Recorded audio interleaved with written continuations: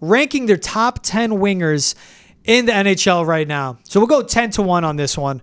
10, Mitch Marner of the Leafs. Mm-hmm. You can say what you want about any Maple Leaf in the playoffs. Mitch Marner in the regular season is special. 9, Sam Reiner with the Panthers. 8, William Nylander with the Leafs again. 7, Kirill Kaprizov with the Wild. 6, Jason Robertson. 5, Artemi Panarin with the Rangers. 4, David Pastrnak with the Bruins. 3, Mikko Rantanen with the Avs. 2, Matthew Tkachuk with the Panthers. Number 1, Nikita Kucherov, 31-year-old Nikita Kucherov with the Lightning. I can't disagree with that one spot. Kucherov coming off an 144-point season. 4th time he recorded 100 points in an NHL season too. Kucherov with the Lightning is just unreal. There's some parts in this list. I think Pastrnak should be higher, but I can't disagree with Kucherov being in that one spot. No, and I think you're right about that, and I think that would kind of be a unanimous opinion as well, to have Nikita Kucherov in the number 1 spot. What's kind of funny, my best friend growing up, she just got a dog a few years ago, and her fiance, husband now, actually just named their dog Kita after Nikita Kucherov.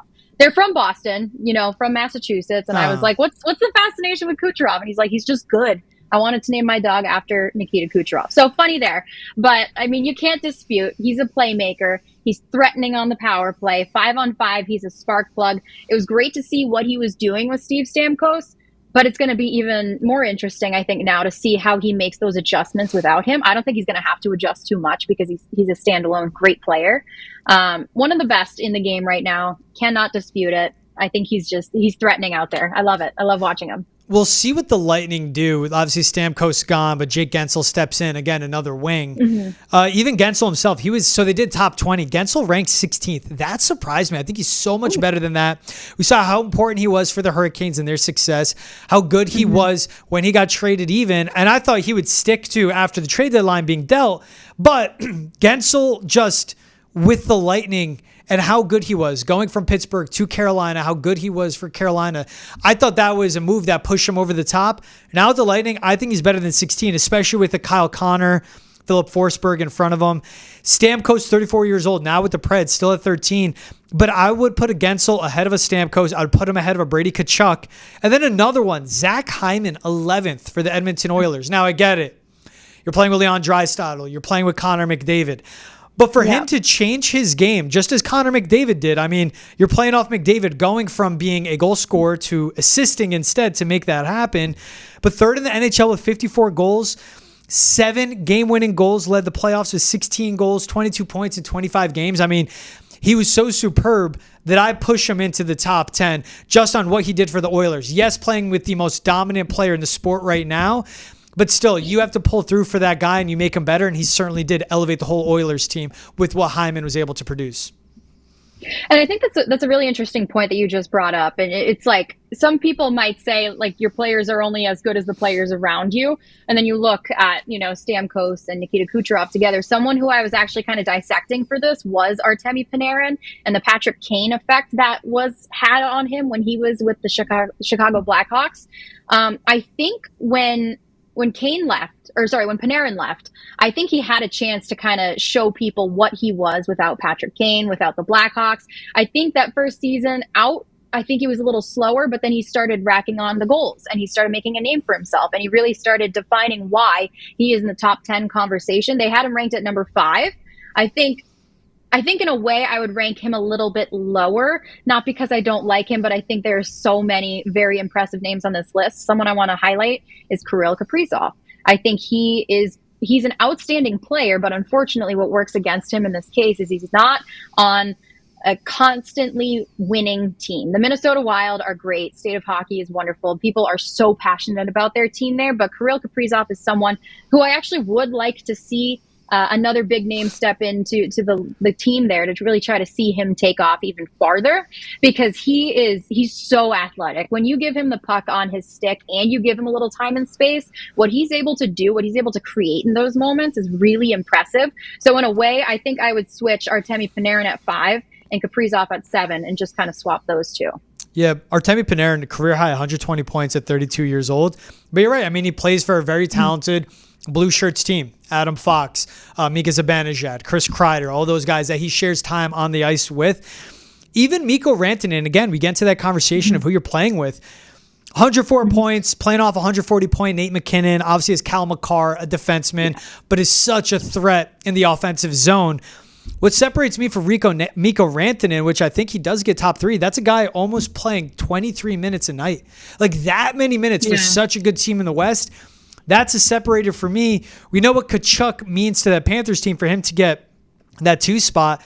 But I think I would. And that Panthers team is so special because they know how to play as 6 on the ice, especially the 5 guys knowing how to win and help out goalie Bob and get wins when they need to in the playoffs. But I would put Rantanen ahead of Tkachuk. But then you get to the Pasta conversation. Again, you bring it up with Kirill Kaprizov. I think the same thing with Pasta. Like, yes, this is a skilled Bruins team that is good offensively, but more of a gritty team. Now we'll see how they look with Lindholm in the mix to give them help. But David Pastrnak was the guy. He was the playmaker. He was the goal scorer. 110 points in 82 games. And after he had 113 points year prior to, just keeps up that play, playing almost 20 minutes a night. I think his game will take a step forward and he'll score even more, as crazy as it is to say, because of the Elias Lindholm effect. And we'll see what he can do with Pavel Zacha. But you pointed out with Kaprizov, which I agree with the Wild, like he's doing the most with the least. I feel like Pasta in a scoring way is doing that with the Bruins. Yeah, and I you know what, there were some times last year where I think Pasta was looking for more from himself too. I'm sure some of those moments were frustrating in a way, but I think he is undoubtedly one of the best wingers in the NHL because he's great on the power play. First of all, just look at that first unit. He's great on the power play. It seems like he always delivers. He's great 5-on-5. We've always looked to him to be a goal scorer in big moments. And something I wanted to highlight, actually, I think it was so much fun watching him drop the gloves against Matthew Tkachuk. I thought that was the most unlikely duo of fighters that you could find in a hockey game. But first of all, that shows the effect that Matthew Tkachuk has playing against him. He's so frustrating. He's like a Brad Marchand in a way where you hate him if he's not on your team. He's frustrating to play against, but you love him if he's on your team.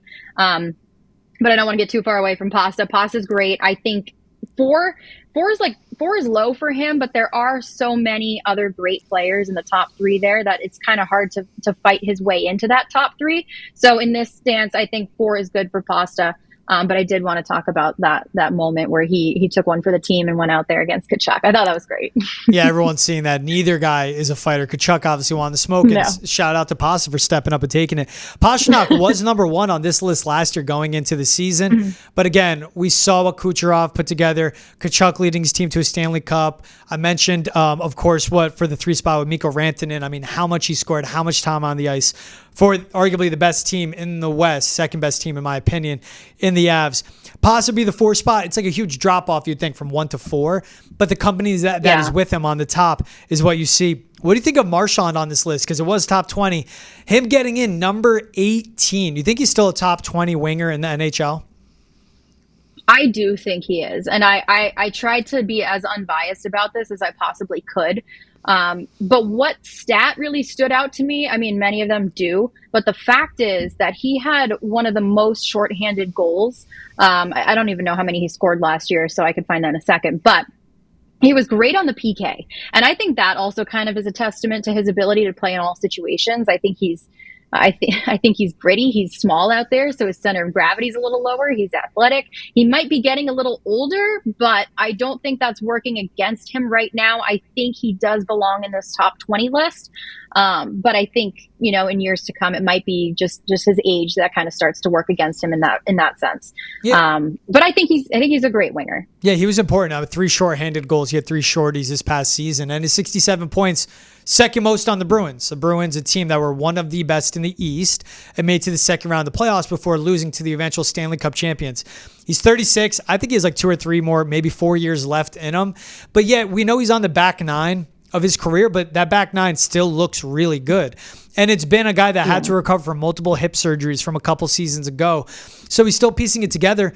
And that's just a player. You say, like, what he does both ends on the ice, what he does in all facets of the game, too, on special teams as well. His drive, his determination, his grittiness.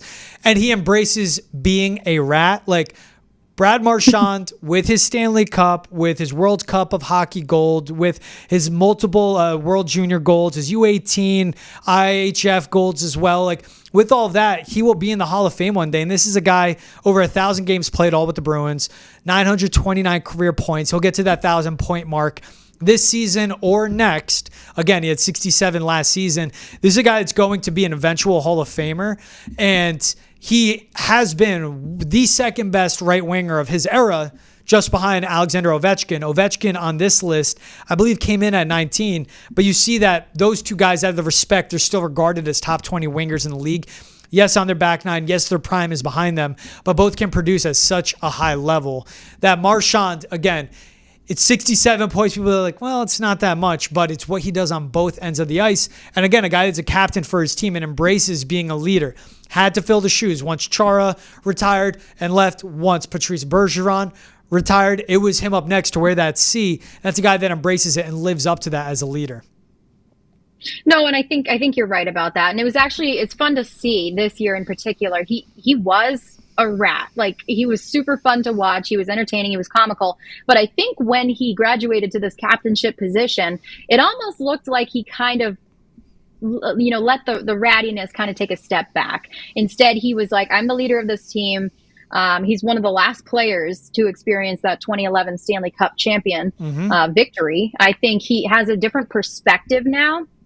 And he realizes in order to provide some longevity for this team, to bring it back to that championship culture, he's had to do these kinds of things. And maybe his points aren't speaking for themselves, but what he does, in the defensive zone, how he skates. I love watching him in transition, actually. How he skates is one of the things that I've always loved watching about him, because I just think he does it without thinking about it, as they all do. But I just think something about the way he does it is very artistic. So he can carry the puck once he gets into the O-zone. He can feed it off. He can take the chance himself. But I think he's done a really nice job, not only justifying why he's one of the best wingers in the game, but I think he's done a really nice job entering the veteran status of being a captain and leading this team in maybe a less ratty way. Yeah, we've seen that shift from him, especially in the playoffs, where he can't be that guy that's always in the penalty box. He can't be that guy that's an instigator, because his team needs him on the ice and how big his impact is. But also, like, he has to step up as a true leader. Now, him being a rat, maybe that brings out the best of him, and he's learning how to walk that line and skate that line between being the rat but not putting his team in jeopardy, and also being a captain for the Bruins as well. I just think Marchand's been so good at that, and he has, all the game-winning goals he scores, the big moments. And you brought up, that Stanley Cup win against the Canucks back in 2011 when he was just finding his way into the league. But 7 points in that 7-game Stanley Cup series, steps up when the team needs it. It's kind of becoming a look back on Brad Marchand, the legacy. But obviously, us being in Boston, we know how special he is, and he still carries that.